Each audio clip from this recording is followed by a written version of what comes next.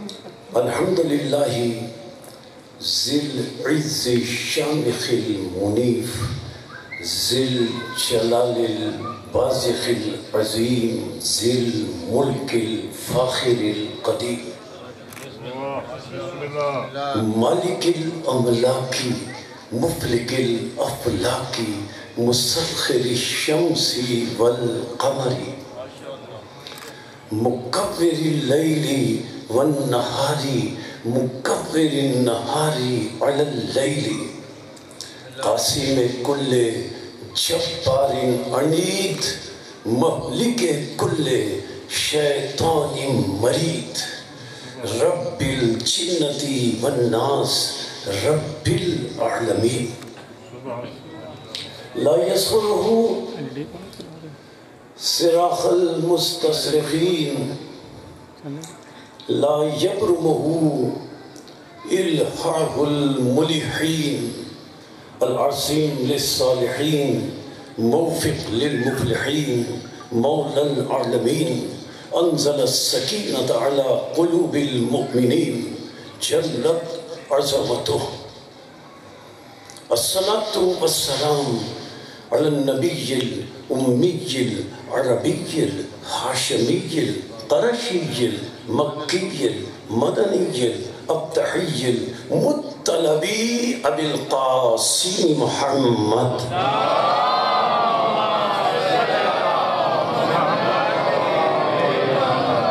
الصلاة والسلام على أهل بيته الطيبين الطاهرين المعصومين المظلومين المنتجبين المنتخبين المطهرين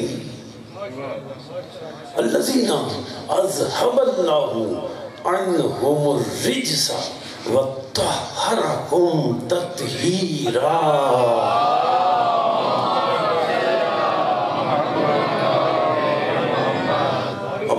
فقد قال الحكيم في محكم كلامه المتين وخطابه المبين هو أصدق الصادقين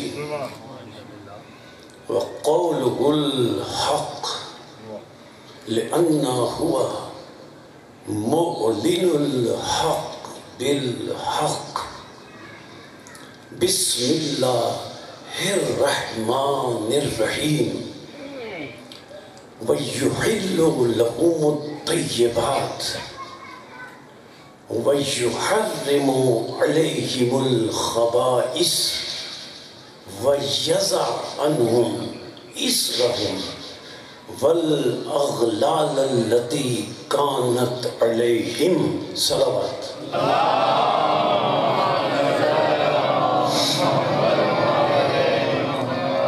قرآن مجید کا 7واں سورہ سورہ مبارکہ اعراف 157ویں آیت واقعی ہدایہ اور یہ آیت قرآن مجید کی چند طویل ترین آیتوں میں سے ایک آیت ہے۔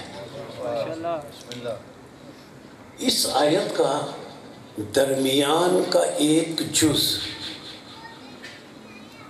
موضوع گفتگو کے طور پر آپ کی سماعتوں کے لیے ہدیہ کیا گیا۔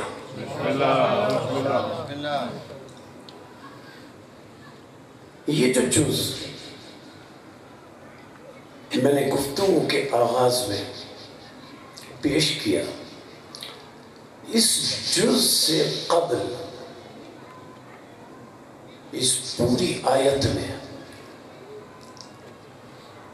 اللہ جل شانہ عم نوالہ خاتم النبیین علیہ السلام کی اس جز سے پہلے صفتیں بیان فرما رہا ہے، اس جز سے پہلے رسول اللہ کی شان بیان فرما رہا ہے، اس جز سے پہلے رسول اکرم کی عظمتوں اور فضیلتوں کا تذکرہ فرما رہا ہے، اور خاتم النبیین کی فضیلتوں کے تذکرے کے بعد آیت کے اس جز میں ایک عجیب بات اللہ نے فرمائی، اور وہ عجیب بات یہ ہے کہ اللہ ارشاد فرماتا ہے، دیکھو میرے رسول خاتم النبیین کی شان یہ ہے کہ میرا رسول اگر کسی شے پر ایک سرسری کسی شے پر اگر میرا رسول ایک سرسری سی نظر ڈال دے تو نظر ڈال کر اس شے پر میرا رسول بتا دیتا ہے کہ یہ طیب ہے، یہ پاک ہے، یہ حلال ہے۔ اور میرے رسول کی شان یہ ہے کہ میرا رسول کسی اور شے پر ایک ہلکی سی ایک سرسری سی نظر ڈال دے تو ہلکی سی نظر ڈالنے کے بعد یہ میرے رسول کی شان ہے کہ وہ یہ بتا دیتا ہے کہ یہ نجس ہے، یہ حرام ہے۔ ہم اور آپ بھی چیزیں دیکھتے ہیں، اشیاء دیکھتے ہیں، بہت غور سے دیکھ لیں، ہم اور آپ اچھی طرح ان چیزوں کو دیکھ لیں، گھنٹوں دیکھ لیں، ہم اور آپ عام انسان نہیں بتا سکتا کہ یہ طیب ہے، یہ پاک ہے، یہ نجس ہے، یہ حرام ہے۔ ہم نہیں بتا سکتے، خاتم النبیین اللہ فرما رہا ہے بتا سکتے ہیں۔ جب ہم نہیں بتا سکتے اور خاتم النبیین بتا سکتے ہیں تو کتنا فرق ہوا، پھر وہ اور ہم ایک جیسے کیسے؟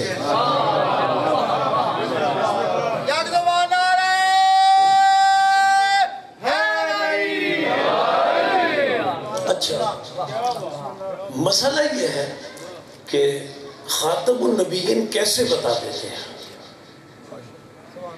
اب میں کوئی روایت پیش کروں تو کوئی مانے گا، کوئی نہیں مانے گا، تو آئیے قرآن سے پوچھتے ہیں کہ آخر رسول کی نظر میں ایسا کیا کمال ہے کہ صرف شے پر نظر ڈالیں اور بتا دیں، غور سے بھی نہ دیکھیں، صرف نظر ڈالیں اور بتا دیں۔ دیکھیے، یہ عرض کرنے سے پہلے ایک آیت پیش کروں، سورہ بقرہ، قرآن مجید کا دوسرا سورہ، اور اپنے ذہنوں میں آپ حضرات اس بات کو محفوظ کر لیں، ذمہ داری کے ساتھ عرض کر رہا ہوں کہ اللہ نے جل شانہ نے پورے قرآن مجید میں پورا قرآن مجید پڑھ لیجئے، صرف اور صرف کھانے پینے کی جو چیزیں ہیں نا، پورے قرآن مجید میں کھانے پینے کی صرف 4 چیزیں حرام قرار دی ہیں، صرف 4 چیزیں اللہ نے صرف 4 چیزیں حرام قرار دی کھانے پینے کی، حالانکہ حقیقت کیا ہے؟ سینکڑوں چیزیں ہیں جو حرام ہیں، لیکن اللہ نے آیت میں صرف 4 چیزوں کا ذکر کیا، اس لیے کہ قرآن اجمال کا نام ہے، اس کی تشریح اور تفسیر کر کے ان 4 چیزوں کے مطابق سینکڑوں حرام اشیاء کو بتانا رسول کا کام ہے۔ اگر قرآن کافی ہوتا تو بس 4 چیزیں حرام ہوتی ہیں، معلوم قرآن کافی نہیں ہے جب تک تفسیر رسول نہ ہو۔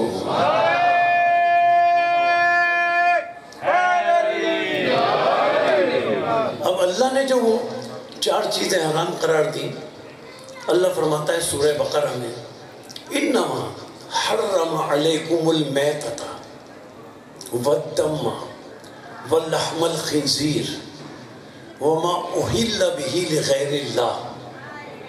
اللہ فرماتا ہے لوگوں تم پر میں نے 4 چیزیں حرام قرار دی ہیں. حرم علیکم المیتۃ، مردار کا گوشت تم پر حرام ہے.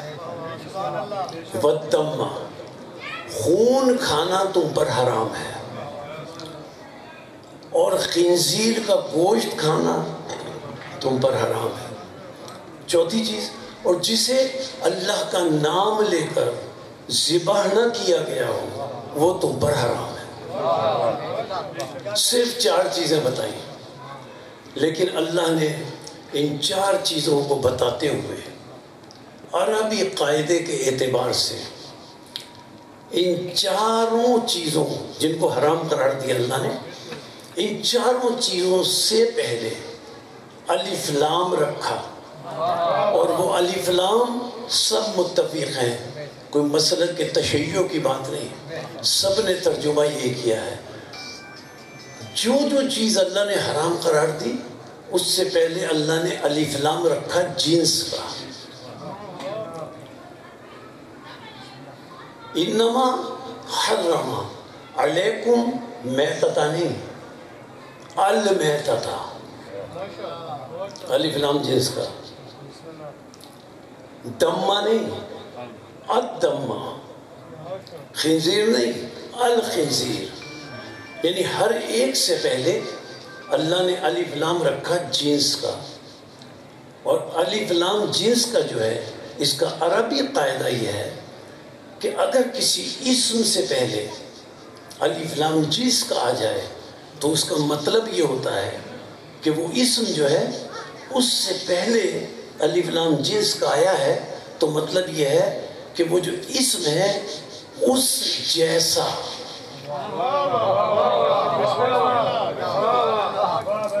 اب ترجمہ کریں اس کا. اللہ نے تم پر میتۃ، مردار کا گوشت حرام قرار دیا. صرف مردار کا گوشت نہیں، المیتۃ. اور مردار کے گوشت کے ساتھ جو بھی مردار کے گوشت جیسا ہے وہ بھی حرام قرار دیا. اللہ نے تم پر خون حرام قرار دیا، اور جو بھی خون جیسا ہے وہ تم پر حرام قرار دیا. اللہ نے تم پر خنزیر کا گوشت حرام قرار دیا، اور جو بھی خنزیر کے گوشت جیسا ہے وہ تم پر حرام قرار دیا. جسے اللہ کا نام لے کر ذبح نہ کیا جائے وہ حرام قرار دیا، اور جو اس جیسا ہے وہ بھی تم پر حرام قرار دیا. ہم تو ان 4 چیزوں کو سمجھ سکتے ہیں. اللہ نے فرمایا اس جیسی جو بھی شے ہے وہ حرام ہے. ہم 4 کو سمجھ سکتے ہیں. اب اس جیسی جو شے حرام ہے وہ بتانے والے کا اس شے کو بتانے والے کا نام رسول خاتم ہے.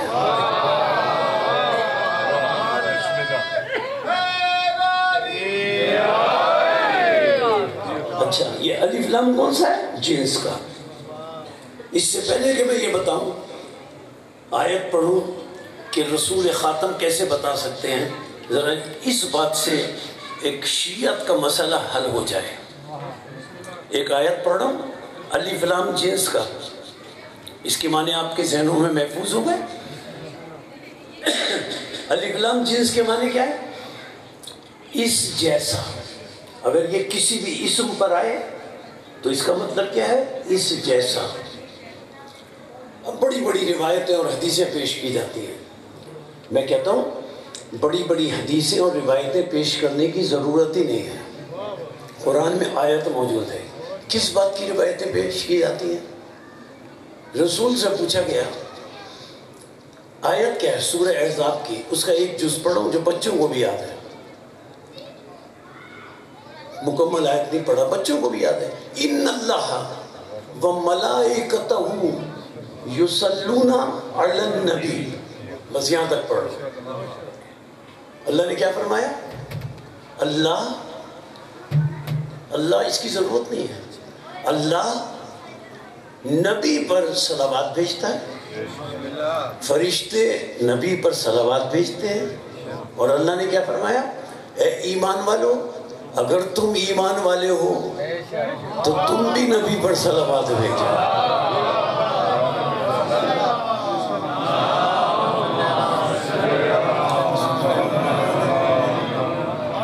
اچھا، جب یہ آیت نازل ہوئی نا تو رسول اکرم سے پوچھا گیا، یا رسول اللہ، اللہ فرما رہا ہے صلوات بھیجو، ہم کیسے بھیجیں؟ تو حدیثیں موجود ہیں، جن میں سے ایک بنیادی حدیث ہے، وہ پیش کر رہا ہوں، ورنہ میں آیت سے استدلال کروں گا کہ رسول نے لوگوں سے کہا، اپنے ساتھیوں سے، لا تصلوا علیہ صلاۃ البترا. بترا جو ہے نا ابتر سے ہے، ان شانیہ کا والابتر، ابتر مذکر ہے اور صلاۃ چونکہ مؤنث ہے اس لیے ابتر سے بترا مؤنث ہے. تو رسول اکرم نے ارشاد فرمایا لا تصلوا علیہ صلاۃ البترا. اللہ نے فرمایا ہے مجھ پر درود بھیجنے کے لیے، رسول نے فرمایا تو دیکھو مجھ پر ناقص درود نہ بھیجنا.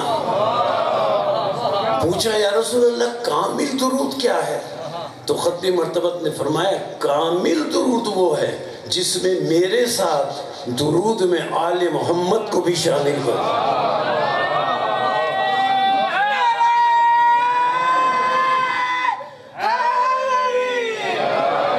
اچھا ایک بات عرض کر دوں، صرف شیعت کی بات نہیں ہے، یہ مسلمانوں کے 73 کے 73 فرقے، کوئی اختلاف کی بات نہیں ہے. ہر فرقے کے ہاں ضروری ہے کہ نماز میں رسول خاتم علیہ السلام کے ساتھ آل رسول پر بھی درود اور صلوات بھیجی جائے. میں 4 مصرے پیش کروں امام شافعی کے.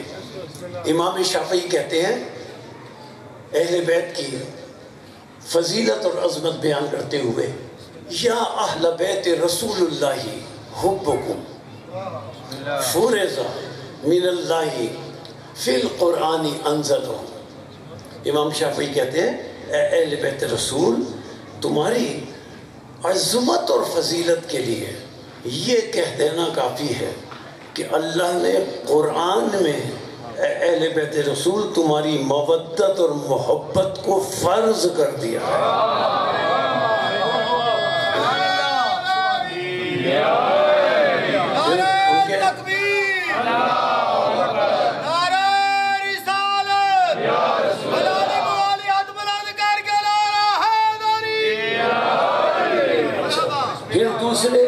پھر دوسرے 2 مصرے امام شافعی کے جو اس بات کی دلیل ہے کہ مسلمانوں کے ہر مسلک کے لیے ضروری ہے کہ نماز میں رسول کے ساتھ آل رسول پر بھی درود بھیجیں. اب امام شافعی کہتے ہیں کفاکم من قدر انکم من لم یصل علیکم فلا صلاۃ لہ. امام شافعی کہتے ہیں اے اہل بیت رسول تمہاری عظمت اور فضیلت کے لیے اتنا کہہ دینا کافی ہے کہ اے اہل بیت، جس نے چاہے وہ کوئی مسلک ہو، جس نے نماز میں تم پر صلوات نہیں بھیجی اس کی نماز ہی نہیں ہوئی.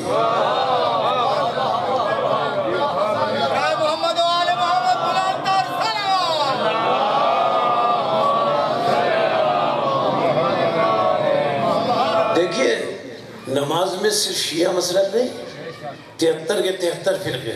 اب سنیں جملہ، 73 کے 73 فرقے نماز میں جب تک رسول اور آل رسول علیہ السلام پر صلوات نہ بھیجیں ان کی نماز نہیں ہوتی.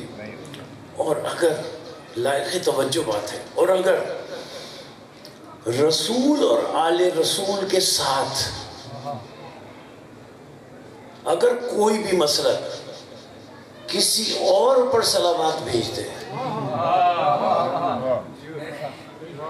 نماز میں کوئی نہیں بھیجتا، صرف رسول اور آل رسول پہ صلوات بھیجتے ہیں سب، 73 کے 73 فرقے، اور نماز کے بعد آل رسول کے بعد اوروں کو بھی شامل کر لیتے ہیں۔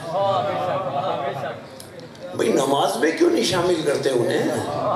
جانتے ہیں نماز میں ان کا نام لیا تو نماز باطل ہے۔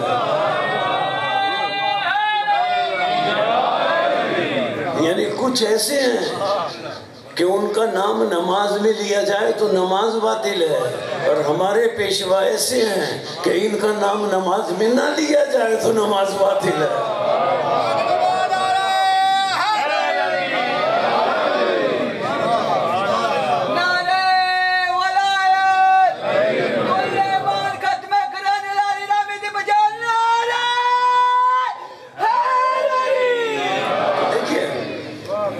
اچھا، یہ تو میں نے روایت پیش کر دی اور امام شافعی کی 4 مصرے پیش کر دی ہے، لیکن اس کی ضرورت ہی نہیں تھی، یہ چونکہ لوگ پیش کرتے ہیں نا اس لیے میں نے پیش کر دی ہے کہ رسول نے فرمایا لا تصلوا علی الصلاۃ البدرا، مجھ پر ناقص صلوات نہ بھیجا کرو، اس لیے میں نے یہ مصرے پیش کر دیے۔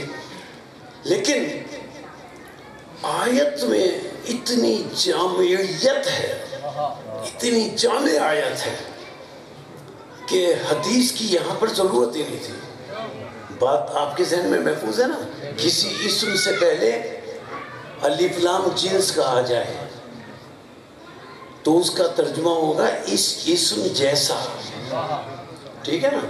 اب آیت پڑھیں، ان اللہ و ملائکتہ یصلون علی نبی نہیں ہے، النبی، نبی سے پہلے الف لام جنس کا۔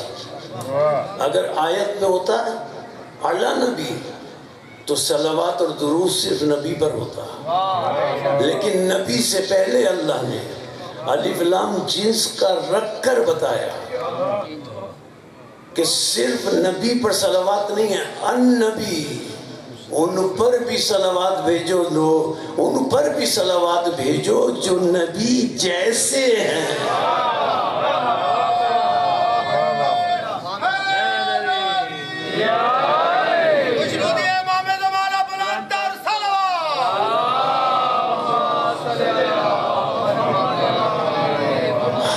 جیسے صلوات بھیجنے والے اور رسول جیسے وہ جن پر صلوات بھیجی جائے، پھر وہ 14 اور ہم ایک جیسے کیسے؟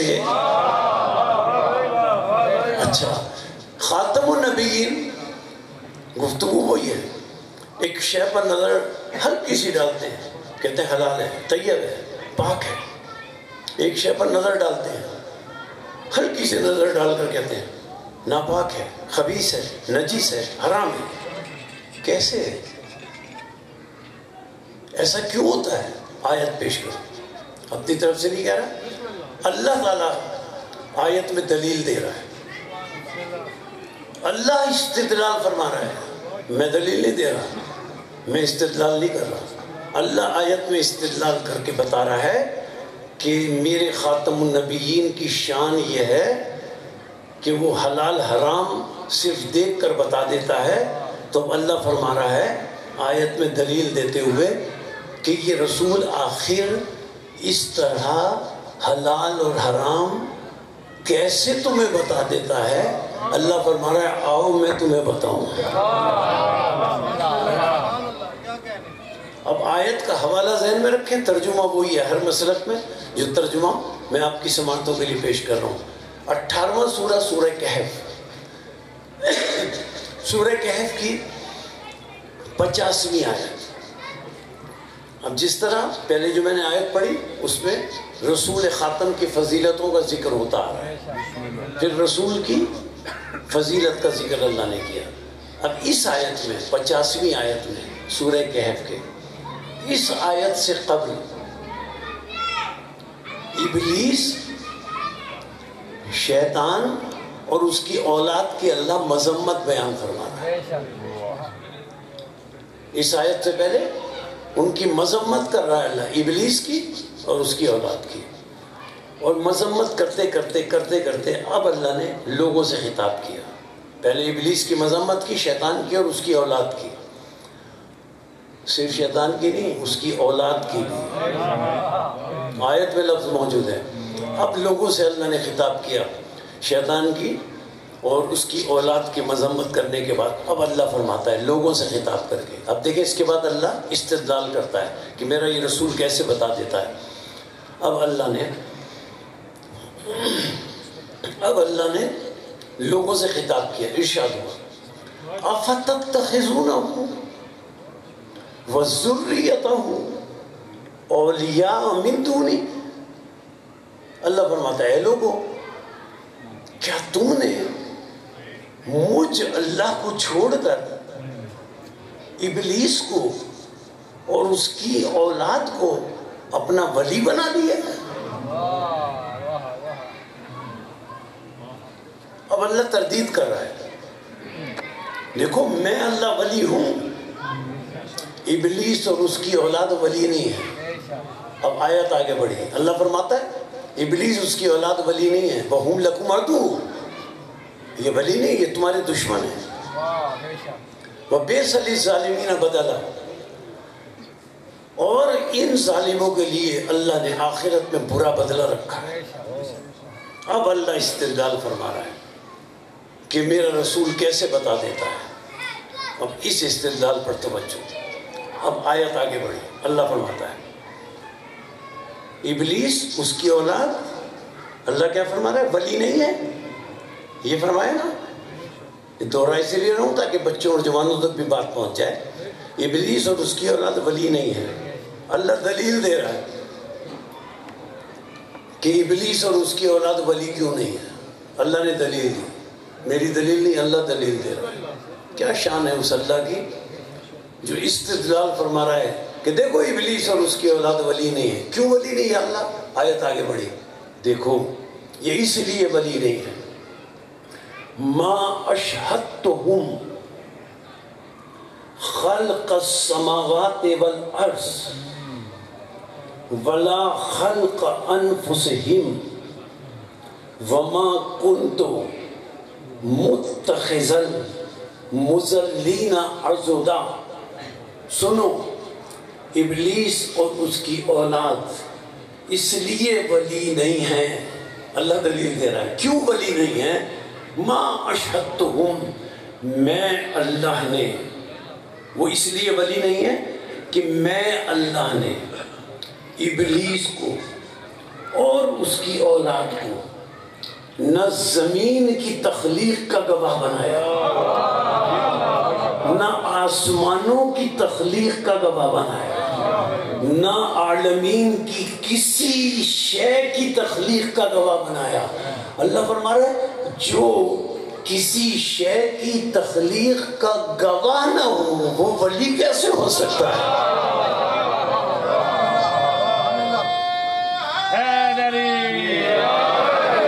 اچھا، یہ اللہ نے فرمایا نا، جو، پھر جملہ دہرا رہا ہوں اگلا جملہ کہنے کے لیے، جو کسی شے کی تخلیق کا گواہ نہ ہو، اللہ فرما رہے ہیں وہ ولی نہیں ہے. اب اللہ نے ولی کسے کہا؟ اس جملے کو پلٹ لیجئے. اب اللہ نے ولی اسے کہا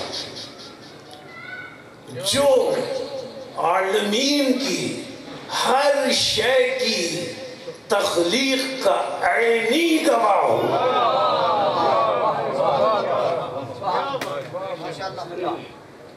جو آنکھوں سے شے کو بنتا دیکھ رہا ہو. اور لفظ شے کا اطلاق کہاں کہاں ہوتا ہے؟ لوح بھی شے ہے، قلم بھی شے ہے، کرسی بھی شے ہے، سدرۃ المنتہا بھی شے ہے. ہر شے کو جو بنتا ہوا دیکھ رہا ہو، زمین آسمان شے، انسان حیوان شے، جن فرشتے شے، جو ہر شے کو اپنی آنکھوں سے بنتا ہوا دیکھ رہا ہو. یعنی ہر شے کو، میں نے کہا نا ہر شے کو، تو ہر شے کا مطلب کیا ہے کہ کوئی شے ایسی نہیں جو ان کے سامنے نہ بنی ہو. جب کوئی شے ایسی نہیں جو ان کے سامنے بنی ہو، پھر نتیجہ ہی نکلا کہ جب یہ تھے تو ان سے پہلے کوئی شے نہیں تھی.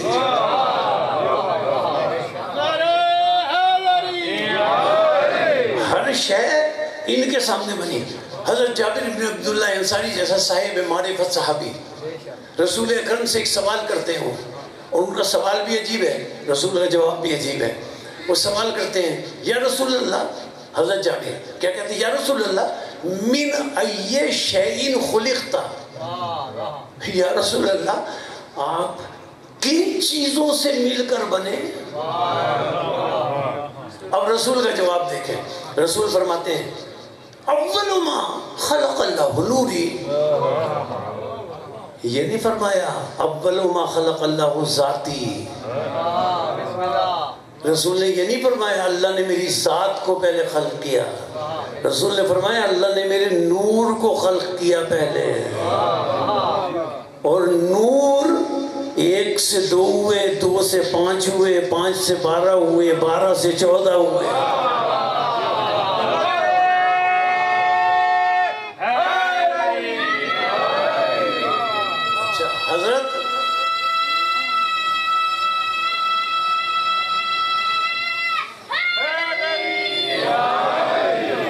اچھا حضرت حضرت جابر بن عبداللہ انصاری نے کیا پوچھا تھا؟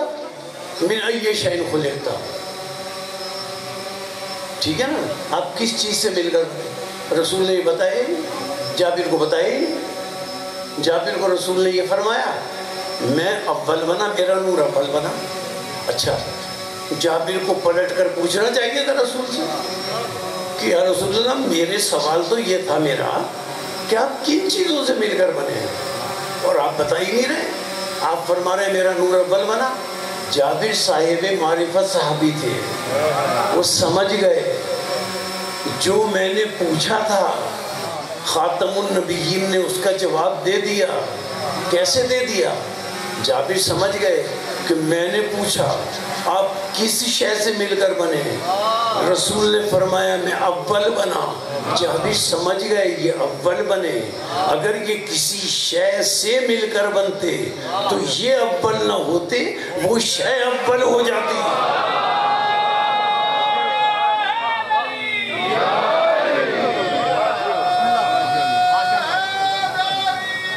وہ شے اول ہو جاتی. یعنی ہر شے کی جس پر لفظ شے کا اطلاق ہو ان کے بعد بنی. ان کے اول ہونے کا مطلب کیا؟ ان کے بعد میں ہر شے بنی، چاہے وہ سدرۃ المنتہا ہو، چاہے وہ لوح ہو، چاہے وہ قلم ہو، چاہے وہ فرشتے ہوں. اسی لیے تو رسول نے فرمایا، رسول سے پوچھا گیا آپ حضرت آدم علیہ السلام سے قبل کیا عمل کرتے تھے؟ آپ کیا کرتے تھے؟ اب رسول نے واحد نہیں کہا، سجد تو نہیں کہا. اس کی آنکھوں میں آنکھیں ڈال کر رسول نے فرمایا سنو، سجدنا فسجدت الملائکہ. سنو آدم سے قبل میں نہیں، آدم سے قبل ہمارے سجدوں کو دیکھ کر فرشتوں نے سجدے کرنا سیکھے.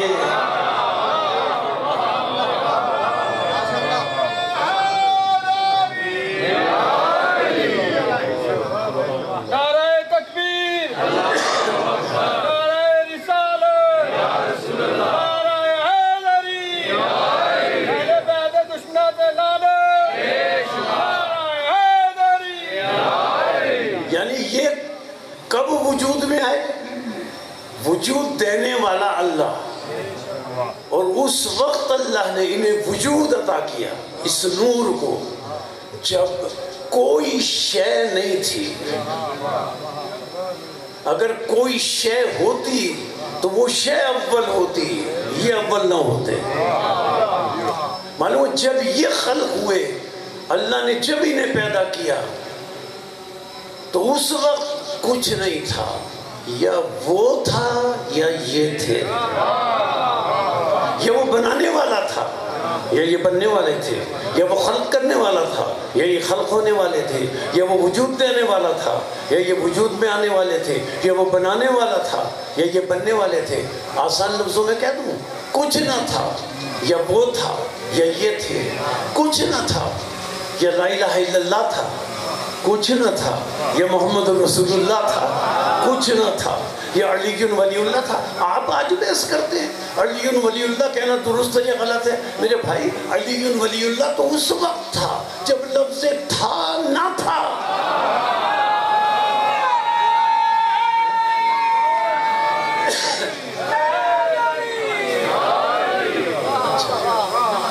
اچھا، اب رسول کیسے بتاتے ہیں یہ شے پاک ہے، یہ نجیس ہے؟ اللہ نے 4 چیزیں بتائیں، اب رسول اکرم ان 4 چیزوں جیسی،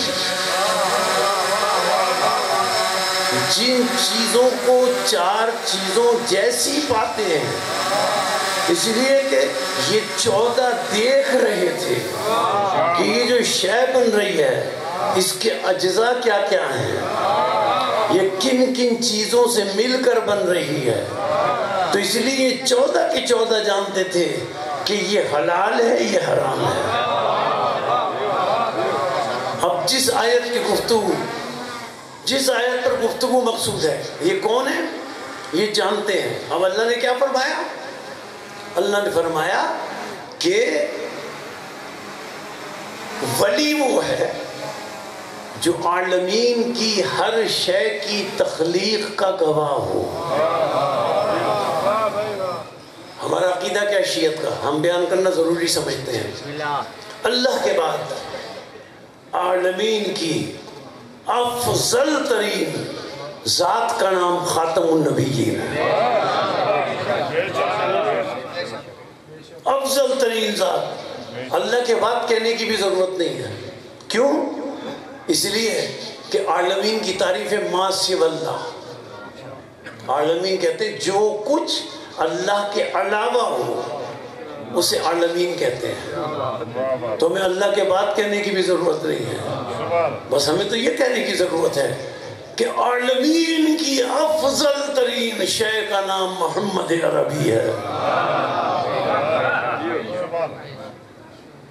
وَمَا أَرْسَلْنَاكَ إِلَّا رَحْمَةً لِلْعَالَمِينَ، عالمین کے لیے انہیں رحمت بنا کر بھیجا ہے۔ اچھا، تو اللہ نے کیا فرمایا؟ ابلیس اور اس کی اولاد ولی نہیں ہے، ٹھیک ہے نا؟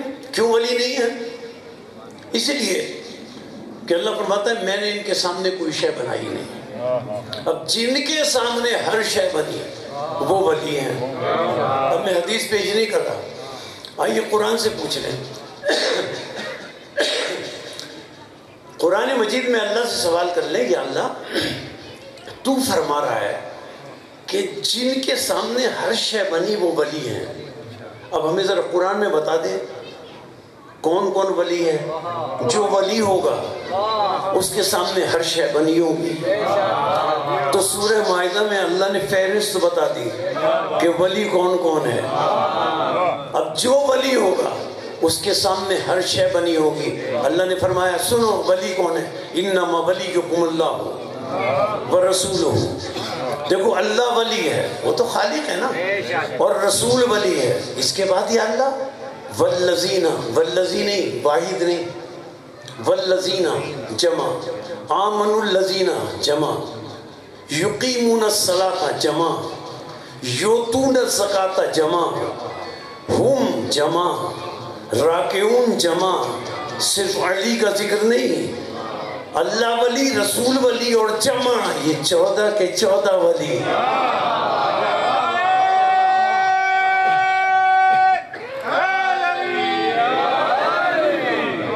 اچھا یہ ولی ہے نا 14 کے 14۔ اس آیت کا شان نزول ذرا عرض کر دوں، آپ سب کو پتہ ہے لیکن ایک جملے کے لیے۔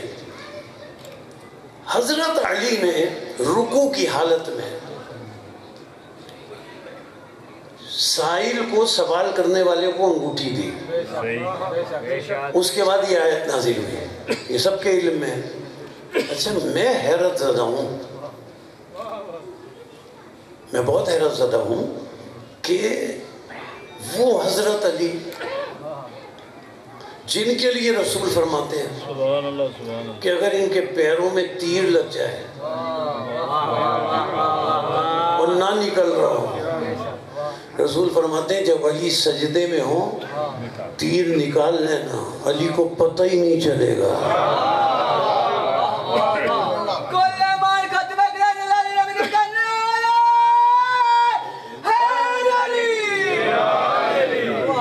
جو ایسی ذات علی کی، اور سوال کرنے والا مسجد سے باہر کھڑے ہو کے مانگ رہا ہے، لیکن اگر پورے واقعے پر نظر ڈالیں نا تو بات سمجھ میں آ جائے گی۔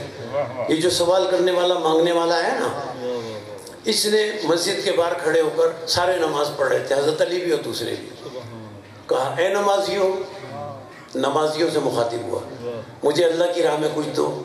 نہ حضرت علی نے کوئی توجہ دی نہ کسی اور نمازی نے۔ اس نے دوسری مرتبہ سوال کرنے والے نے پھر نمازیوں سے کہا اے نمازیوں، مجھے اللہ کی راہ میں کچھ دو۔ نہ حضرت علی نے توجہ دی نہ کسی اور نے توجہ دی۔ یہ حضرت علی نے کیسے سنی اس کی آواز؟ جب تیر پیر سے نکال لیا جائے تو پتہ نہیں چلتا، اس کی آواز کیسے سن لی؟ وہ تو سن ہی نہیں سکتے تھے۔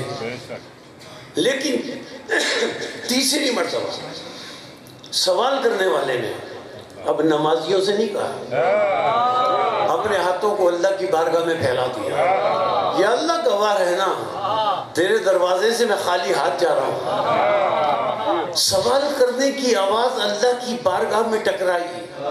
اگر علی دنیا میں موجود ہوتے نماز پڑھتے ہوئے تو پہلی یا دوسری آواز میں انگوٹھی دے دیتے، علی دنیا میں موجود ہی نہیں تھے۔ جب سوال کرنے والے کا سوال اللہ کی بارگاہ میں ٹکرایا تو علی بھی اللہ کی بارگاہ میں موجود تھے۔ اللہ نے کچھ دینے کا ارادہ کیا، اللہ کے ارادے کا صدور معصوم پر ہوتا ہے، اللہ کے ارادے کا صدور معصوم علی پر ہوا۔ اللہ نے ارادہ کیا، علی نے اشارہ کیا، مانگا اللہ سے، دیا ید اللہ نے۔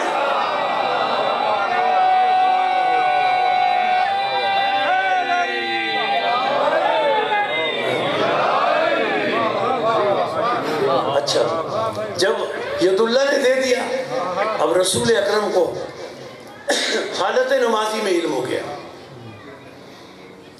جیسے ہی رسول نماز سے فارغ ہوئے، اللہ کی بارگاہ میں رسول نے ہاتھ پھیلا دیا۔ اب 3 جملے ہیں رسول کے اس دعا کے، ایک رسول کی دعا کا مبتدا ہے، ایک وسطی جملہ ہے، ایک خبر اور نتیجہ ہے۔ 3 جملے ہیں رسول کے۔ رسول نے اللہ کی بارگاہ میں پہلا جملہ کہا ربی شرح لی صدری، یہ مبتدا ہے، اس کا مطلب ہے کہ بات کچھ اور کہنا چاہ رہے ہیں رسول، میرے سینے کی اللہ شرح کرتے ہیں، وہ یسر لی امری، اور میرے امر کو یا اللہ میرے لیے آسان کر دے۔ اب اس کے بعد تیسرا جملہ جو نتیجہ ہے، خبر ہے، اور اس ساری دعا کی تلخیص ہے۔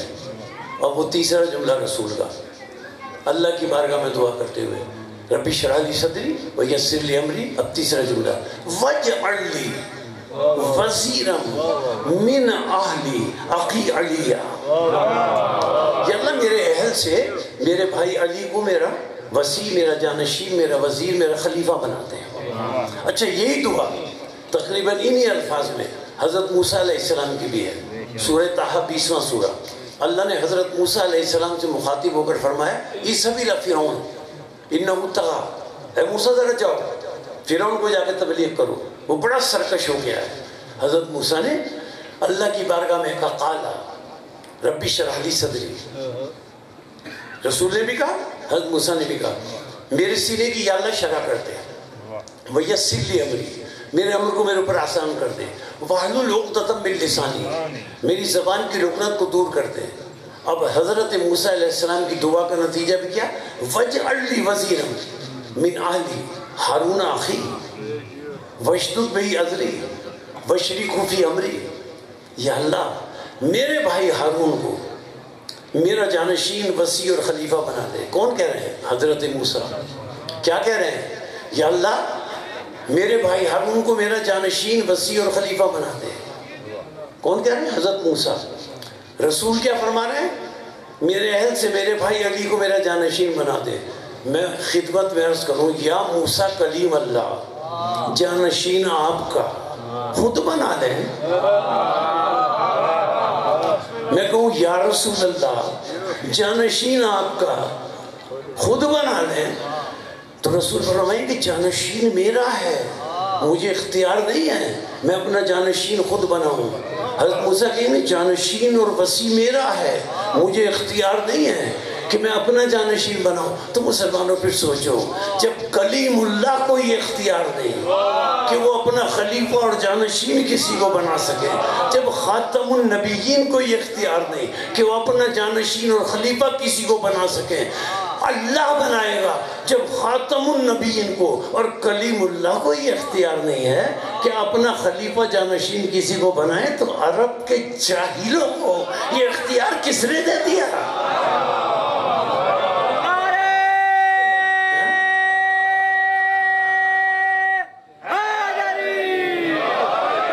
اور پھر عجیب بات ہے, اور عجیب بات ہے لوگ مانتے ہی نہیں ہیں, لوگ مانتے نہیں ہیں. پھر دیکھیں آپ عزیزان محترم, حضرت موسیٰ علیہ السلام نے جو دعا کی تھی نا, حضرت موسیٰ علیہ السلام کی دعا کا قرآن مجید میں جواب موجود ہے. وہ جواب کیا ہے؟ سورہ قصص میں جواب آیا, سَنَشُدُّ عَضُدَكَ بِأَخِيكَ وَنَجْعَلْ لَكُمَا سُلْطَانًا. اے موسیٰ ہم نے تمہاری دعا کو قبول کر لیا اور ہم نے تمہاری پشت کو تمہارے بھائی ہارون کی قوت سے مضبوط کر دیا. وَنَجْعَلْ لَكُمَا سُلْطَانًا, اے موسیٰ ہم نے تمہیں اور ہارون کو سلطان قرار دے دیا. رسول کے قلب پر قرآن نازل ہوا, حضرت موسیٰ کی دعا کا جواب قرآن میں موجود ہے, تو کیا رسول کی دعا کا جواب قرآن میں موجود نہیں ہے؟ موجود ہے, لوگ سمجھتے نہیں, غلط ترجمہ کرتے ہیں. یہاں تک موجود ہے جو رسول کی دعا کے لفظ ہیں وہی اللہ کے قرآن میں جواب دیتے ہوئے وہی لفظ ہیں. رسول نے کیا دعا کی؟ ربی اشرح لی صدری, اللہ نے جواب دیا. حضرت موسیٰ کی دعا کا جواب تو ایک آیت میں دیا, رسول کی دعا کا جواب پورے سورے میں دیا. رسول نے دعا کی ربی اشرح لی صدری, میرے سینے کی شرح کر دیا. اللہ نے جواب دیا الم نشرح لک صدرک, کیا اے رسول ہم نے تمہارے سینے کی شرح نہیں کی؟ وَوَضَعْنَا عَنْكَ وِزْرَكَ الَّذِي أَنقَضَ ظَهْرَكَ, اور کیا ہم نے تمہاری پشت سے تمہارے بوجھ کو ہلکا نہیں کیا؟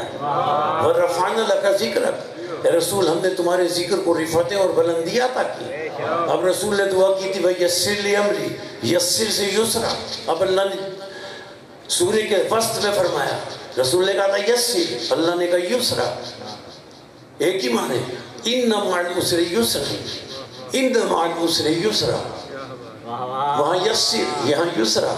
اللہ فرماتا ہے, رسول نے کہا میرے لیے آسانیاں پیدا کر. اللہ فرماتا ہے اے رسول جو مشکلات تمہیں مکے میں ہیں وہ مدینے میں آسان ہو جائیں گی. اے رسول جو مشکلات مدینے میں ہیں وہ تمہاری لیے آخرت میں آسان ہو جائیں گی. اب رسول کی دعا کا آخری جز نتیجہ, اس کے بعد رسول کیا کہتے ہیں؟ وَاجْعَلْ لِي وَزِيرًا مِنْ عَلِي أَخِي عَلِيَّ, یا اللہ میرے اہل سے میرے بھائی علی کو میرا جانشین بنا. تو اللہ نے جواب دیا, رسول کی دعا کا اللہ جواب دے رہا ہے. آیت کے آخری حصے میں فَإِذَا, اب کوئی ترجمہ نہیں کرتا اس کا, میں کیا کروں؟ ترجمہ اس کا دیکھیے, مسئلے کے تشیع کے بہت سے مفسروں نے اس کا یہ ترجمہ کیا, اور کچھ نے صرف جو آیت کا لفظ ہے وہی نیچے لکھ دیا. یہ جرأت صرف مسئلے کے تشیع میں ہے کہ اس کا ترجمہ کریں. ترجمہ کیا کیا؟ اب رسول نے کیا کہا؟ وَاجْعَلْ لِي وَزِيرًا مِنْ عَلِي أَخِي عَلِيَّ, میرے اہل سے میرے بھائی علی کو میرا جانشین بنا, میرا وصی بنا, میرا خلیفہ بنا. اب اللہ نے آیت کے آخر میں جواب دیا فَإِذَا فَرَغْتَ فَانْصَبْ. اللہ فرماتا ہے رسول خاتم جب تو رسالت کے کاموں سے فارغ ہو جائے فَانْصَبْ, تو علی کو مولا بنا دے, نصب کر دے, علی کو مولا بنا دے. اچھا رسول اکرم نے نہیں بنایا, اس آیت کے بعد نہیں بنایا. دیکھیے پورے قرآن مجید میں صرف ایک آیت ہے پورے قرآن میں جس میں اللہ کا لہجہ رسول سے بدلا ہے. جس میں آیت میں ایک آیت ہے صرف جس میں اللہ کے تیور رسول سے بدلے ہیں. ورنہ پورے قرآن میں اللہ اپنے رسول سے اتنے پیار اور محبت سے بات کرتا ہے. کبھی یاسین کہتا ہے, کبھی طٰہٰ کہتا ہے, کبھی مزمل کہتا ہے, کبھی مدثر کہتا ہے, کبھی کملی اوڑھنے والا کہتا ہے, کبھی چادر اوڑھنے والا کہتا ہے. اللہ تو کملی والا بھی کہتا ہے, اللہ تو چادر والا بھی کہتا ہے. لوگ کملی کو یاد رکھتے ہیں, چادر کو بھول جاتے ہیں, اس لیے کہ چادر میں اہل بیت تھے. اگر چادر والا کہا تو اہل بیت کو بھی ماننا پڑے گا. یعنی اتنے پیار سے اللہ اپنے رسول سے بات کرتا ہے. لیکن ایک ہی آیت ہے جس میں اللہ کا لہجہ بدلا, ورنہ ہر جگہ پیار سے محبت سے خاتم النبیین سے اللہ بات کر رہا ہے. ایک آیت ہے بس سورہ مائدہ کی, یا ایھا الرسول بلغ. اب نہ طٰہٰ ہے, نہ مزمل ہے, نہ مدثر ہے. اے رسول پہنچا دے ما انزل الیک, جو تیری طرف نازل کیا گیا. اب لہجہ بدلا. وَإِن لَمْ تَفْعَلْ, فعل سے تفعل. اے رسول اگر تو نے عمل کر کے عملاً میرے اس حکم کو نہیں پہنچایا. عملاً کا مطلب کیا ہے؟ ہاتھوں پر بلند کر کے دکھا بھی, زبان سے بھی کہ من کنت مولا. اگر تو نے عمل کر کے نہیں دکھایا فما بلغت رسالتہ, اے رسول تو نے پھر رسالت کو کام ہی نہیں کیا. اب یہ لہجہ بدلا نا اللہ کا, یہی ہوتا ہے نا. فطرت انسان کی بھی یہی ہے. اللہ نے اسی کے مطابق گفتگو کیا قرآن میں. اگر کوئی بزرگ کسی چھوٹے کو تنبیہ کرتا ہے, ڈانٹتا ہے, تو اس کے بعد اسے پیار بھی کرتا ہے. یہ فطرت ہے انسان کی. تو اللہ نے فطرت انسانی پر گفتگو کی. اب پہلے اللہ نے کہا اگر نہیں پہنچایا, تنبیہ کی نا اللہ نے. اب تنبیہ کرنے کے بعد اللہ اپنے رسول سے اب پیار کر رہا ہے اسی آیت میں. اب محبت سے بات کر رہا ہے. کہتا ہے ہاں اے رسول مجھے پتا ہے. اللہ فرما رہا ہے مجھے علم ہے رسول, تو نے کیوں نہیں پہنچایا؟ تو ان لوگوں کے شر سے ڈرتا ہے. کن لوگوں کے؟ جو علی کی مولائیت سے بغض رکھتے ہیں. رسول تو ان سے ڈرتا ہے کہ کہیں وہ تجھے نقصان نہ پہنچا دیں. رسول فکر مت کر. اب اللہ ضمانت دے رہا ہے. اب پیار کرتے ہوئے اللہ ضمانت دے رہا ہے. رسول مت ڈر ان سے. وَاللَّهُ يَعْصِمُكَ مِنَ النَّاسِ, اللہ تجھے لوگوں کے شر سے محفوظ رکھے گا. تو بلا جھجک علی کی مولائیت کا اعلان کر دے. اللہ نے وعدہ کیا. جب اللہ نے وعدہ کیا اب رسول نے من کنت مولا فہذا علی مولا کہا. اب اللہ نے وعدہ کیا, رسول نے اعلان کر دیا. اب لوگ کہنے لگے بخین بخین لگا یا علی بن ابی طالب. یہی ہے نا, اصبحت مولایا و مولا کل مومن مومنہ. علی آپ کو مبارک ہو, مبارک ہو, آپ میرے بھی مولا ہو گئے, ہر مومن اور مومنہ کے مولا ہو گئے. آپ حضرات جو ہے نا لوگوں سے کہتے ہیں علی کو مولا مانو. بھائی کیوں کہتے ہیں آپ؟ یہ تو مبارکباد دینے والوں نے بتایا. یہ بحث ہی نہیں کرنی چاہیے کہ علی کو مولا مانو. کیوں؟ یہ تو مبارکباد دینے والوں نے بتایا کہ علی ان کے مولا ہیں جو یہ مومن ہے, یہ مومنہ ہے. کسی اور کے مولا تو علی ہو نہیں سکتے. لیکن اب اللہ نے حفاظت کا انتظام کیا. گفتگو اختتام کے مرحلے میں نتیجہ دے رہا. کیسے حفاظت کا انتظام کیا؟ من کنت مولا کا اعلان کرنے کے بعد اب رسول چلے. رات کا اندھیرا ہو گیا. واقع عقبہ ثانی تاریخ میں موجود ہے, ہر جگہ لکھا ہوا ہے. رات کا اندھیرا ہو گیا. اب مدینے کی طرف جا رہے ہیں. راستے میں ایک بڑا پہاڑ تھا. کچھ لوگ ان کے نام ہی نہیں پتہ چل سکے تاریخ میں اب تک. کہ وہ کون تھے. کچھ لوگ پہاڑ کے اوپر چڑھ گئے, بڑے بڑے پتھر لائے اور پہاڑ کے کناروں پر رکھ دیا کہ یہ رسول گزریں گے تو ہم اوپر سے پتھر گرائیں گے شہید کرنے کے لیے. انہوں نے علی کو مولا کیوں بنایا؟ اچھا, انہیں یہ پتہ نہیں تھا کہ اللہ رسول کی حفاظت کا انتظام کر چکا ہے. رسول اللہ ابھی اس مقام پر نہیں پہنچے تھے, پہنچنے والے تھے. رسول نے کہا حذیفہ یمانی ذرا میرے پاس آؤ, اپنا کان میرے قریب کرو. حذیفہ یمانی نے اپنا کان قریب کیا. رسول نے کہا اے حذیفہ رسالت سے وعدہ کرو کہ مر جاؤ گے, جو نام میں اب بتا رہا ہوں مرتے دم تک کسی کو نہیں بتاؤ گے. حذیفہ نے کہا میں وعدہ کرتا ہوں یا رسول اللہ. رسول نے فرمایا حذیفہ یہ جو پہاڑ کے کنارے پتھر لے کر کھڑے ہوئے ہیں تاکہ مجھ پر گرائیں, حذیفہ یہ فلاں ابن فلاں ہے, یہ فلاں ابن فلاں ہے, یہ فلاں ابن فلاں ہے. نام بھی بتا دیا, ولدیت بھی بتا دیا. لیکن وہ کھڑے ہوئے تھے. حضرت حذیفہ یمانی نے ساری زندگی نہیں نام بتایا, ہمیں نہیں پتا کون تھے, نام ہی نہیں بتایا حذیفہ یمانی نے. رسول سے وعدہ کیا کہ نام نہیں بتاؤں گا, لیکن اللہ نے حفاظت کا انتظام کیا تھا اور وعدہ کیا تھا. ٹھیک ہے نا, اللہ نے رسالت کی, رسول کی حفاظت کا وعدہ کیا تھا. اچھا, اب رسول اکرم اب قریب تھا اس جگہ سے گزرے. نہیں چاہیے پانی, نہیں چاہیے. رسول اکرم قریب تھا اس جگہ سے گزرے, اس جگہ کے قریب سے گزرنے والے تھے. اللہ نے حفاظت کا وعدہ کیا تھا نا, اللہ نے دیکھے کیسے حفاظت کی. جب اس جگہ کے ذرا قریب رسول پہنچے, اب وہ پتھر گرانے والے تھے, رسول آگے بڑھنے والے تھے, اللہ نے حفاظت کا یہ انتظام کیا. رات کے اندھیرے میں تیز بجلی چمکائی اور کچھ دیر بجلی چمکتی رہی. وہ جو پتھر رکھے ہوئے تھے نا اور ہاتھ پتھر پہ لگائے بیٹھے تھے کہ رسول گزرے ہم گرائیں, وہ بھاگے کہ کہیں ہمارے چہروں کو پہچان نہ لیا جائے. اللہ نے حفاظت کا انتظام کیا. ساری زندگی حذیفہ نے ان کے نام نہیں بتائے, تاریخ میں کئی نام نہیں ہیں ان کے کہ یہ کون تھے جو پتھر گرانے کے لیے بیٹھے ہوئے تھے اور جیسے بجلی چمکی پتھر چھوڑ کر بھاگے. اب نام تو ہمیں ملتے نہیں ہیں, ہمیں کیا پتا یہ کون تھے.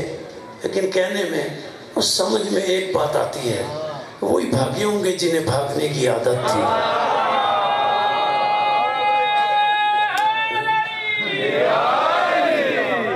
ٹھیک ہے نا. اچھا, اب دیکھیں رسول اکرم نے نام چھپوا کر, حذیفہ نام نہیں بتانا, نام چھپوا کر رسول نے نام ظاہر کروا دیے. کیا شان ہے خاتم النبیین کی, نام ظاہر کروا دیے.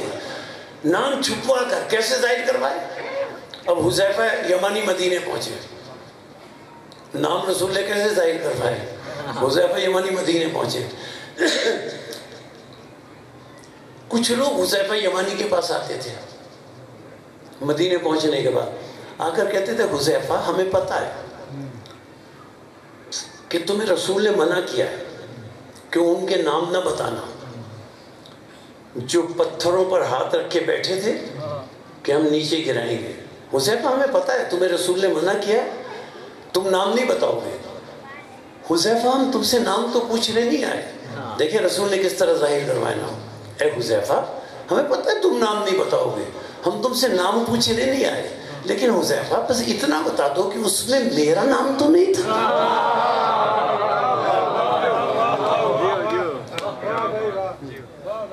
اس میں میرا نام تو نہیں تھا. اور عزیزان محترم, اس دور میں رسول کے ساتھی, دیکھیں کس طرح نام ظاہر کروایا رسول نے. رسول کے ساتھی جب کوئی انتقال کر جاتا تھا تو یہ دیکھتے تھے کہ حذیفہ کس کی نماز جنازہ نہیں پڑھ رہے ہیں. ظاہر کروا دیا رسول نے. اچھا اب یہ تیسرا جز تھا کلمے کا.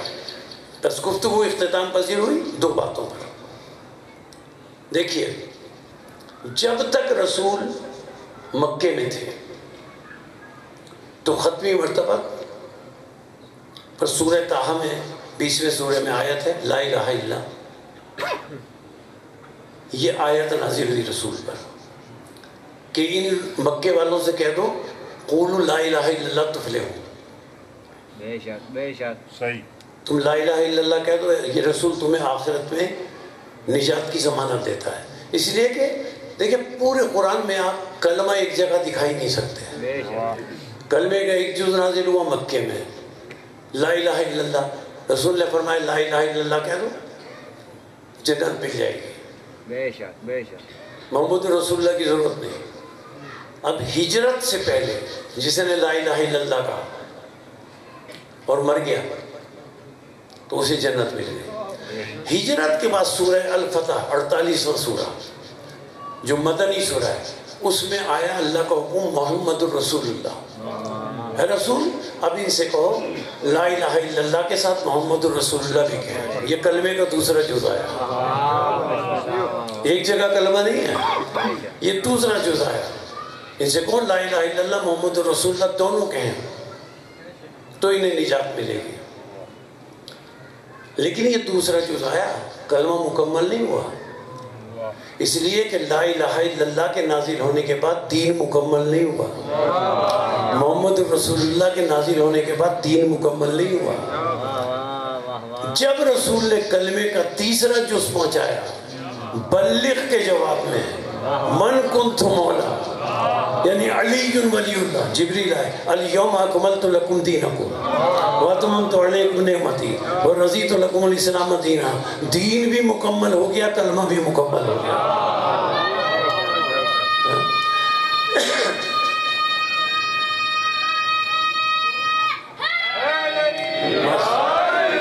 ساری گفتگو کا نتیجہ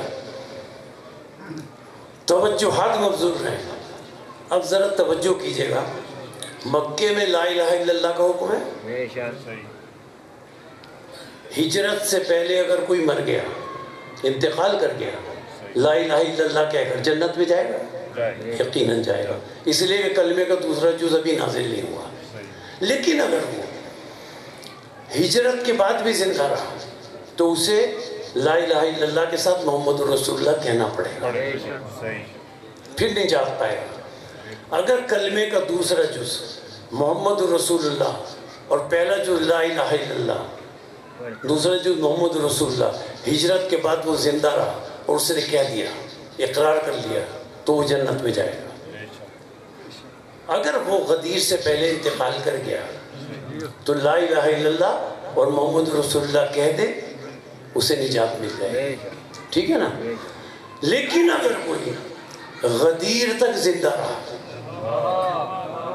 تو اسے لا الہ الا اللہ بھی کہنا پڑے گا, محمد الرسول اللہ بھی کہنا پڑے گا, علی ولی اللہ یہ تیسرا جز ہے کلمے کا, یہاں کلمہ مکمل ہوا, یہ بھی کہنا پڑے گا. اگر وہ غدیر تک زندہ رہا اور اس کے بعد زندہ رہا تو اسے کلمے میں لا الہ الا اللہ, محمد رسول اللہ, علی ولی اللہ یہ تینوں کہنے پڑیں گے. لیکن اگر وہ من کنت مولا کے اعلان سے پہلے انتقال کر گیا تو محمد رسول اللہ تک کلمہ پڑھے گا, اس کو نجات مل جائے گی. بس میں کہنا یہی آسان سا جملہ کہنا چاہتا ہوں کہ اگر علی کی مولائیت سے اتنا ہی بغض تھا تو غدیر سے پہلے مر جاتے ہیں.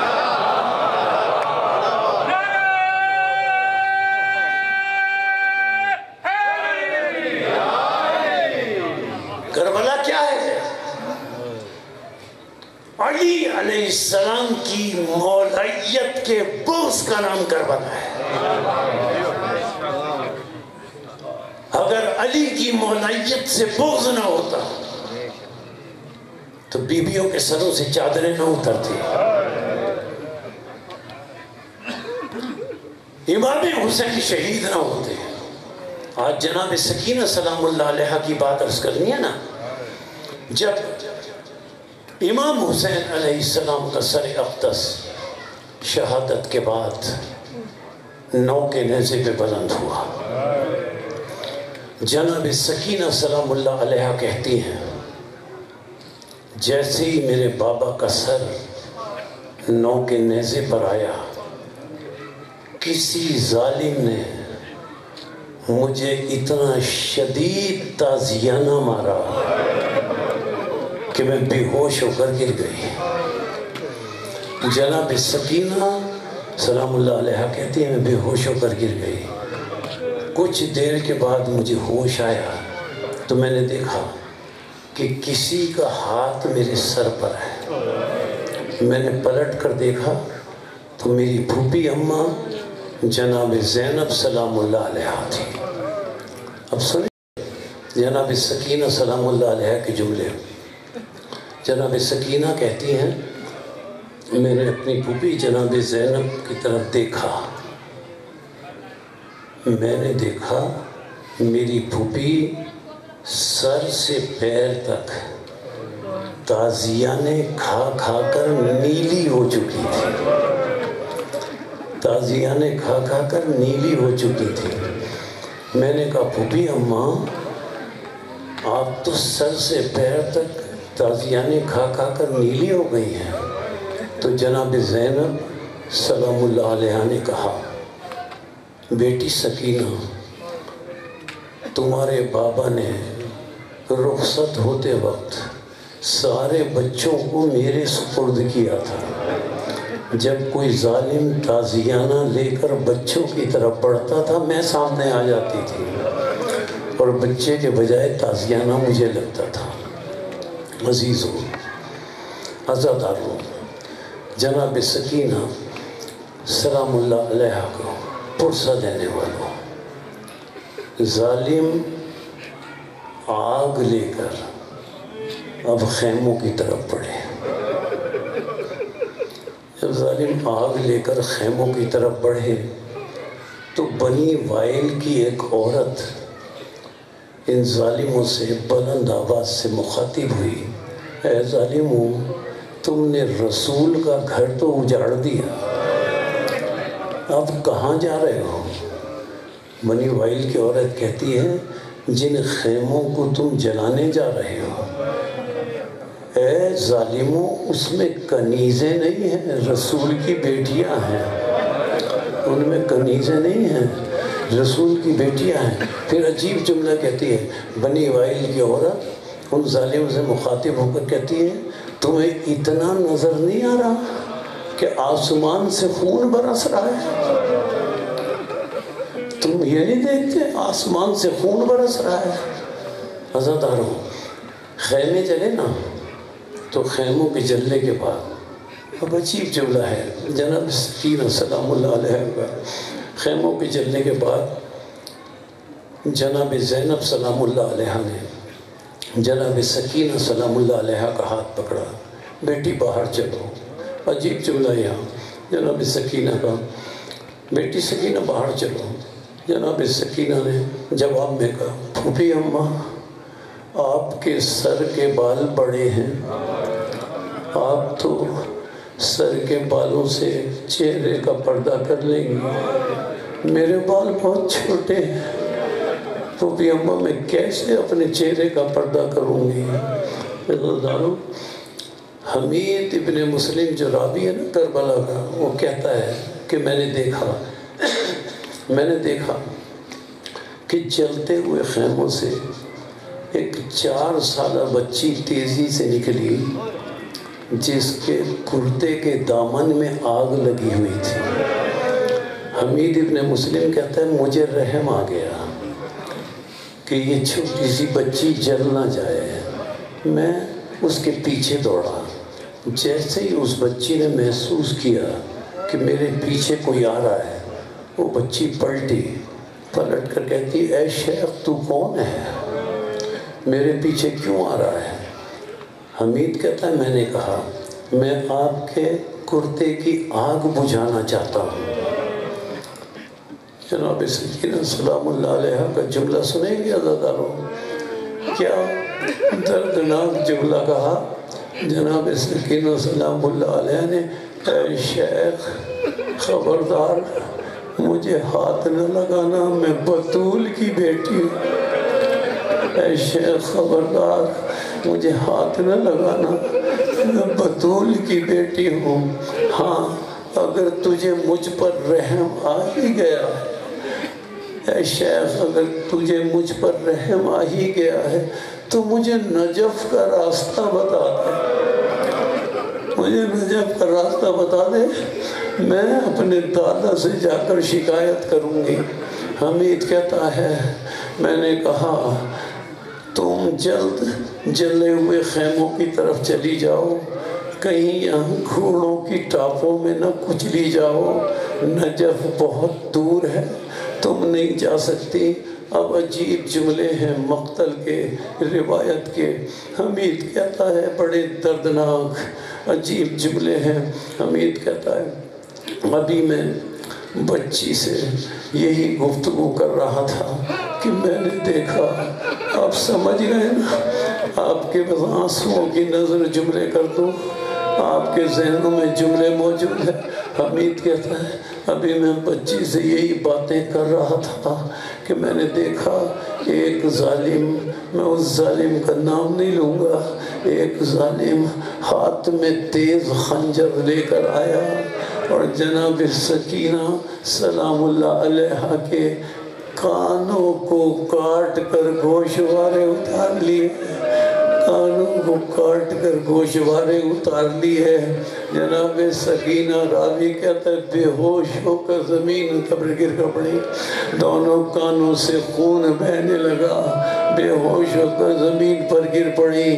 اب پتہ نہیں مقتل روایت میں نہیں ملتا کہ کب ہوش میں آئی، وہ کب ہوش میں آئی یہ نہیں ملتا، لیکن اتنا ملتا ہے عزادارو، اتنا ملتا ہے کہ کچھ دیر کے بعد میدان میں ہر طرف اپنے ان کانوں سے بہتے ہوئے خون کے ساتھ، اپنے ان کانوں کے بہتے ہوئے خون کے ساتھ جناب سکینہ میدان میں ہر طرف آواز دیتی پھر رہی تھی، اینا اینا یا ابتا، میرے پاپا کہاں ہو، اپنی یتیم کی خبر لو۔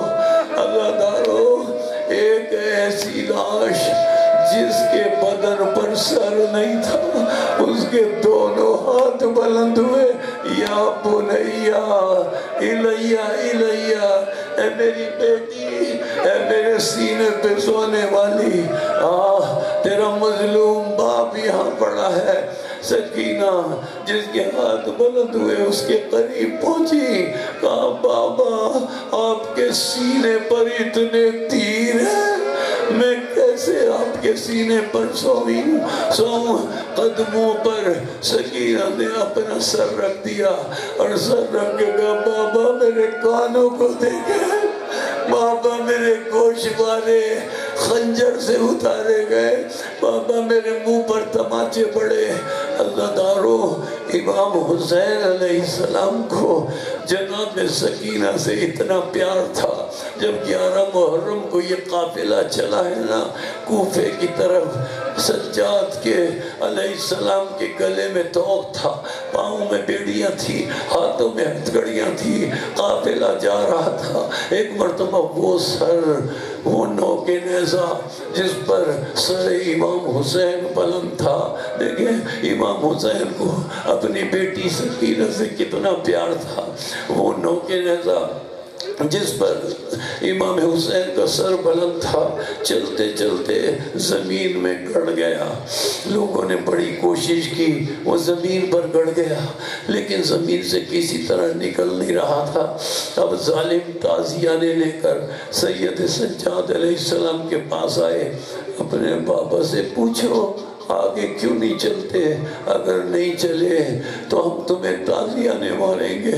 جناب سید سجاد مولا حسین کے سر کے قریب آئے، آ کر کہا بابا اب آپ کے بیٹے میں اتنی طاقت وقت نہیں ہے کہ ظالموں کے تعزیہ برداشت کر سکے. بابا کیوں نہیں چلتے؟ امام حسین کے سر سے آواز آئی، بیٹا سجاد میں کیسے چلوں؟ میرے سینے پہ سونے والی اونٹ سے گر گئی ہے.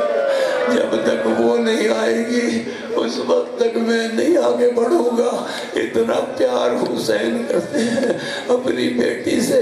ایک مرتبہ سید سجاد نے چاہا کہ وہ آگے بڑھیں، جا کر سینہ سکینہ کو تلاش کریں. حضرت زینب سلام اللہ علیہ نے کہا، بیٹا سجاد تمہارے پاؤں میں بیڑیاں ہیں، ہاتھوں میں ہتھکڑیاں ہیں، گلے میں توق ہے، تم کیسے جا کر تلاش کرو گے؟ میرا اونٹ بٹھا دو، میں جا کر اپنی بیٹی سکینہ کو تلاش کروں گی. جناب زینب اونٹ سے اتری، پیچھے گئی، ہر جگہ آواز دے رہی ہے، اینا اینا سکینہ، ارے سکینہ تم کہاں؟ اب سنیں گے آپ جملے. جناب زینب سلام اللہ علیہ نے دیکھا ایک برقع پوش بی بی ہے. اس نے جناب سکینہ کو اپنے زانوں پر بٹھایا ہوا ہے، جناب سکینہ کو پیار کر رہی ہے. جناب زینب آگے بڑھی، آگے بڑھ کر، موسم میں آپ کی بڑی شکر گزار ہوں کہ آپ نے میری بچی کو پیار کیا. زدارو آپ سنیں گے اس موسمہ نے اپنے چہرے سے نقاب اٹھی. ارے زینب تو کیا اپنی ماں کا شکریہ ادا کر، کیا تو اپنی ماں کا شکریہ ادا کر رہی ہے؟ بس زدارو چند جملے. جناب سکینہ کوفے کے بازار میں بھی بابا کو یاد کر کے روتی تھی، شام کے بازار میں بھی بابا کے سینے کو یاد کر کے روتی تھی. لیکن جب سے شام کے قید خانے میں آئی تھی، جیسے ہی رات ہوتی تھی بلند آواز سے رو کر کہتی تھی، بابا آپ کا سینہ کہاں ہے؟ میں آپ کے سینے پر سونے جاتی ہوں. عزادارو اتنا بلند آواز سے روتی تھی کہ دمشق کے شام کے لوگ شکایت لے کر ظالم کے پاس گئے کہ اس بچی کا رونا ہم سے نہیں دیکھا جاتا، اس بچی کا رونا بند کراؤ. ظالم نے لعین شمر سے کہا، جا کر پوچھو یہ بچی کیوں روتی ہے. جب شمر آیا تو جناب سید سجاد علیہ السلام کا جملہ سنیں گے. جناب سید سجاد کہتے ہیں، اے ظالم تو قید خانے کے دروازے پر نہ آیا کر، میری پھوپھیوں سے برداشت نہیں ہوتا، تیرا آنا میری پھوپھیوں سے برداشت نہیں ہوتا. ظالم کہتا ہے مولا سجاد علیہ السلام سے، اس بچی کا رونا بند کراؤ، اس بچی کا رونا بند کراؤ. امام وقت ہے نا، امام زمانہ ہے نا. امام سجاد علیہ السلام جانتے تھے کہ بچی کیسے رونا بند کرے گی. امام سجاد علیہ السلام نے کہا، ظالم میں تجھ سے وعدہ کرتا ہوں کہ اب کل سے یہ بچی نہیں روئے گی، بس ایک شرط ہے، میرے بابا کا سر لا کر دے دے، یہ بچی میں وعدہ کرتا ہوں نہیں روئے گی. جناب سجاد جانتے تھے امامت کے غیب سے کہ جب یہ بچی زندہ ہی نہیں رہے گی تو روئے گی کیسے، جب زندہ ہی نہیں رہے گی تو روئے گی کیسے. عزادارو ظالم امام حسین علیہ السلام کا سر لے کر آیا. اب جانتے ہیں نا کیسے لے کر آیا؟ جن حسین کے سر کے بالوں پر رسول پیار کرتے تھے ان سر کے بالوں کو پکڑ کر مولا حسین کا سر لے کر آیا. اور جب سر قید خانے میں آیا جناب سکینہ نے اپنا چہرہ اپنے بابا کے چہرے پر رکھا. بابا میرے منہ پر تماچے پڑے، بابا میرے منہ پر تماچے پڑے، بابا میرے کانوں کی گوشوارے اترے، بابا میرے کانوں کی گوشوارے اترے. روتے روتے سکینہ غش میں چلی گئی. کچھ دیر غش میں رہی، غش میں آنے کے بعد اٹھی. اٹھنے کے بعد جناب سکینہ کبھی قید خانے کے کونے میں جاتی، کبھی دوسرے کونے میں جاتی، کبھی تیسرے کونے میں جاتی. جناب زینب نے کہا، بیٹی کس سے تلاش کر رہی ہو؟ سکینہ نے کہا پھوپھی اماں ابھی بابا آئے تھے، ان کے ساتھ دادی زہرا بھی تھی، بابا مجھ سے کہہ رہے تھے بیٹی سکینہ اب تو میرے پاس آنے والی ہے، گھبرا مت، اب تو میرے پاس آنے والی ہے۔ بیویاں سمجھ گئی سکینہ جانے والی ہے، اِنَّا لِلَّهِ وَإِنَّا إِلَيْهِ راجعون۔ جناب سکینہ اس دنیا سے گئی، ظالم نے کہا کفن کا انتظام کرو، مولا سجاد علیہ السلام نے کہا ہم کفن نہیں دیں گے، اسی خون آلودہ کردے میں اپنی بہن کو میں دفن کروں گا۔ عزادارو سکینہ کا لاشا اپنے ہاتھوں پر اٹھا کر مولا سجاد قید خانے میں قبر کھود کر آگے بڑھے۔ جب قبر میں سکینہ کو اتارنے لگے، قبر سے امام حسین کے دو ہاتھ بلند ہوئے اور ہاتھ بلند ہوئے، آواز آئی بیٹا سجاد لا میری امانت مجھے دے دے، میری امانت مجھے دے دے۔